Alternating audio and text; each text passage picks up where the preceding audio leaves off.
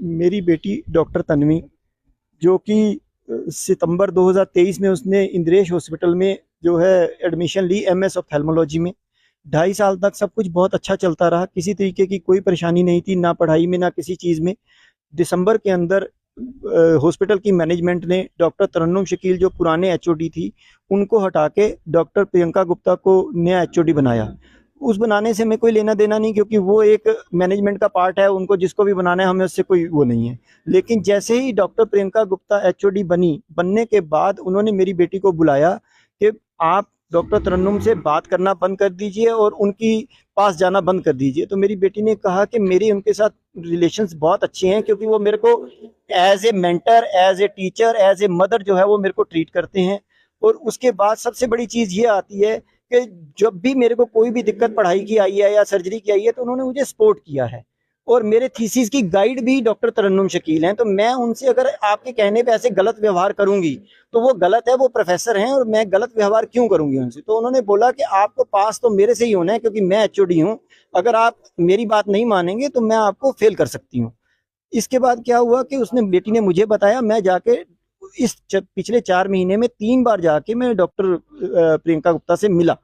उन्होंने मेरे को मिलने, पहली मीटिंग में ही उन्होंने मुझे बोला कि बोलते हैं कि आप जो है मैं एचओडी बन गई हूँ, मैं पहले एसोसिएट प्रोफेसर थी और अब मैं प्रोफेसर भी हो गई हूँ, लेकिन मेरी सैलरी हाइक नहीं हुई, मेरी सैलरी कैसे हाइक होगी। तो मैं कहा मैम वो मुझे सवाल आप क्यों कर रहे हैं, ये सवाल आप मैनेजमेंट से कीजिए। नहीं, आप लोग भी तो फीस देते हो ना, तो आप लोग भी तो कुछ ध्यान रख सकते हो। तो मैं कहा मैम ये हमारा पार्ट नहीं है, मेरा काम है अपने बच्चे की फीस देना 3 साल की, वो फीस मैं ऑलरेडी अपने डिपार्टमेंट में हॉस्पिटल के जमा करवा चुका हूँ।